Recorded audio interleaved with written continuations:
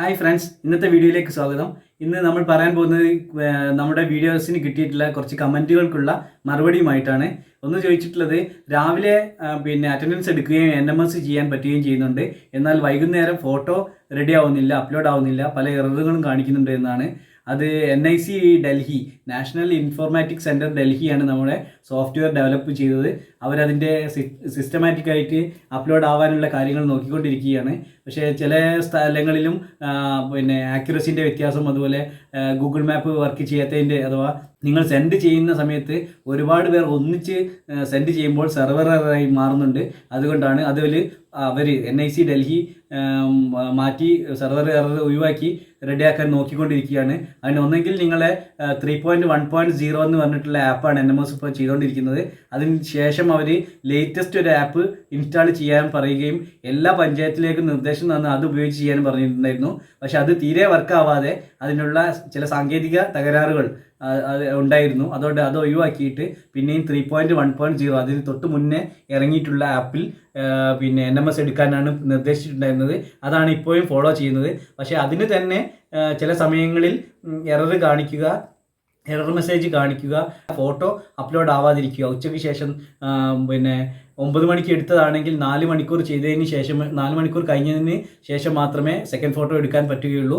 ഇനി പറ്റുകയാണെങ്കിൽ തന്നെ അത് 4, 4:15, 4:30 ആയി എടുക്കുന്ന സമയത്തോ ആ സമയങ്ങളിൽ ഒരുപാട് സ്ഥലത്ത് ഇത് MGNREGS, മഹാത്മാഗാന്ധി NREGS പ്രവൃത്തികൾ കേരളത്തിൽ മാത്രമല്ല, ഓൾ ഇന്ത്യ ബേസ്ഡ് ആണ്. അപ്പോൾ ഓരോരോ സംസ്ഥാനങ്ങൾക്കും പല പല സെർവറുകൾ ആക്കിയിട്ടാണ് വെച്ചിട്ടുള്ളത്. അപ്പോൾ ആ സെർവറിൻ്റെ ഇഷ്യൂ ഉണ്ടാവും. കാരണം നമ്മളിപ്പോൾ ഒരു സ്ഥലത്ത് നിന്ന് മറ്റൊരു സ്ഥലത്തേക്ക് യാത്ര ചെയ്യുകയാണെങ്കിൽ ഒരേ സമയം തന്നെ ഒരുപാട് യാത്രക്കാരുണ്ടാവുകയും അല്ലെങ്കിൽ വാഹനങ്ങൾ ഉണ്ടാവുകയും ചെയ്യുമ്പോൾ അതിന് ട്രാഫിക് ജാം എന്ന് പറയാറുണ്ട്. അതേമാതിരി സോഫ്റ്റ്വെയറിലുള്ള ജാമുകൾ പ്രകാരമാണ് സെർവർ എറർ ഒക്കെയുണ്ട്, അതുപോലെ യു ആർ എൻറ്റേർഡ് റോങ്ലി എന്നൊക്കെ പറഞ്ഞ് കാണിക്കുന്നത്. അപ്പോൾ ഇതിൻ്റെ സെർവറുകൾ നമുക്ക് കൂടുതൽ ഒക്യുപ്പൻസി അഥവാ കിട്ടിക്കഴിഞ്ഞാൽ അതിൻ്റെ കംപ്ലയിൻറ്റ്സ് പരിഹരിക്കാവുന്നതാണ്. ഇനി അതല്ലെങ്കിൽ അവർ ആപ്ലിക്കേഷൻ മാറ്റിയിട്ട് പുതിയ വെർഷനിലേക്ക് വരുമ്പോൾ സോഫ്റ്റ്വെയറിന് നല്ല സ്മൂത്ത്നെസ് ഉണ്ടാവും. അപ്പോൾ അതനുസരിച്ചിട്ട് മുന്നോട്ട് പോകുന്നതാണ്.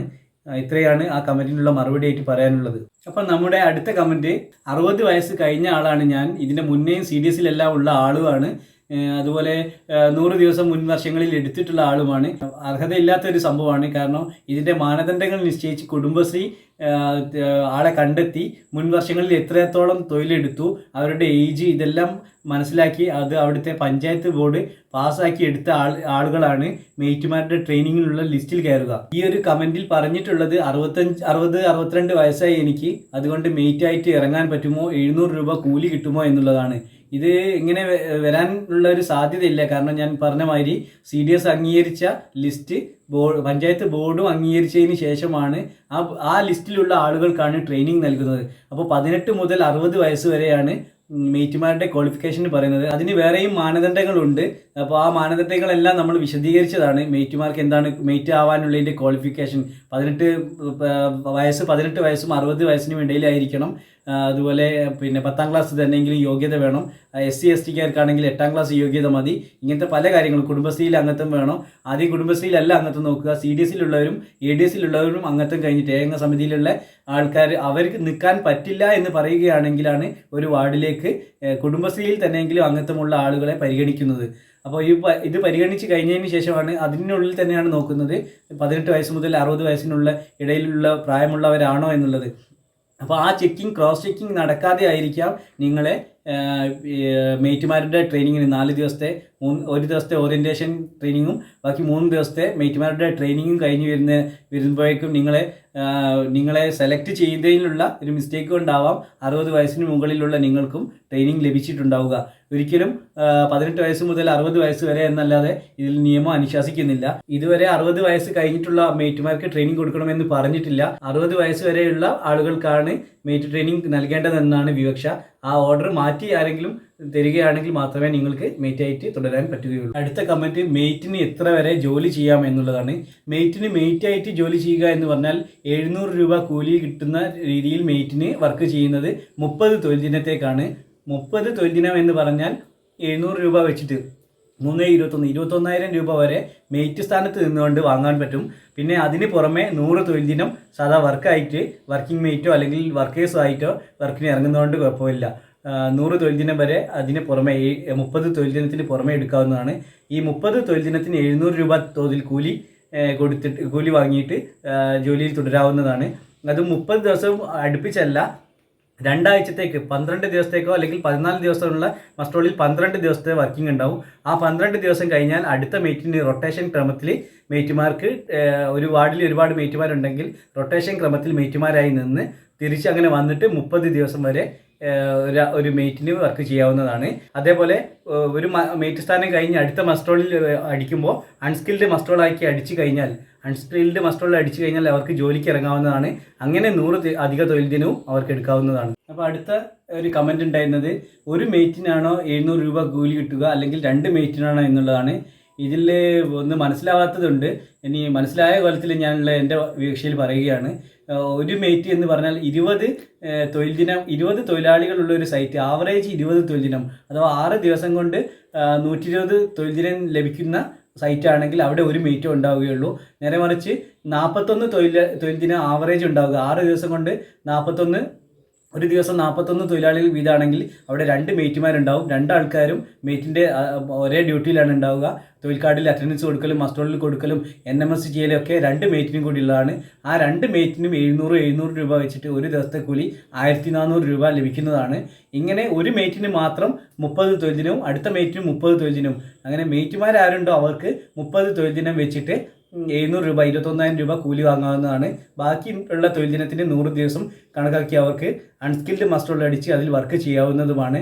പിന്നെ വേറൊരു കാര്യമുള്ളത്, മെയ്റ്റുമാരായി നിന്ന് പഴയകാല മെയ്റ്റുമാർ പിന്നെ ഇവരെ സഹായിക്കാനുണ്ട് എങ്കിലോ അല്ലെങ്കിൽ ഗ്രൂപ്പ് ലീഡർമാരായി ഇറങ്ങുന്ന ആളുകൾക്ക് 700 രൂപ കൂലിയില്ല.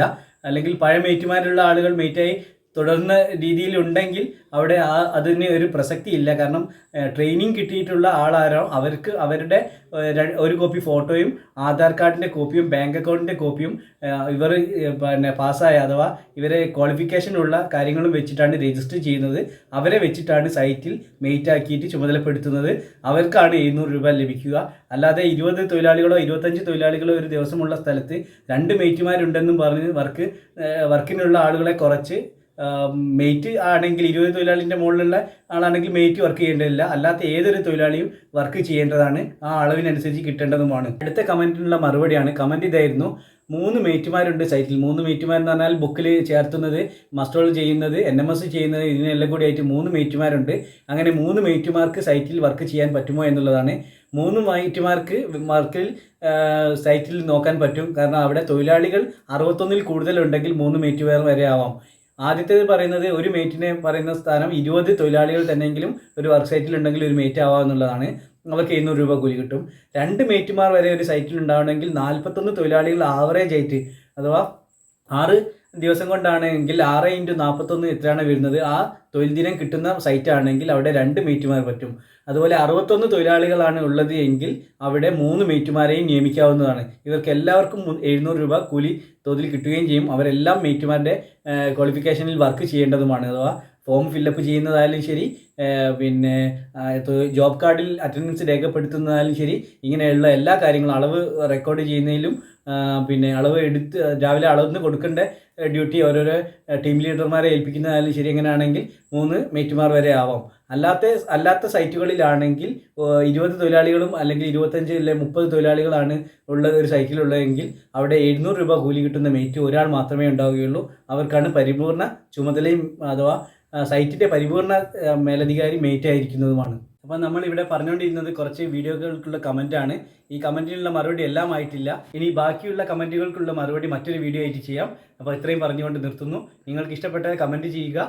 ഇനിയും ഇതിനും ഇപ്പം തന്ന മറുപടിക്ക് നിങ്ങൾക്ക് എന്തെങ്കിലും ഓപ്ഷനുകൾ ഉണ്ടെങ്കിൽ കമൻറ്റ് ചെയ്യാവുന്നതാണ്. അടുത്ത വീഡിയോ ആയിട്ട് നമുക്ക് ഉടൻ തന്നെ കാണാം. അതുവരേക്കും ബായ്.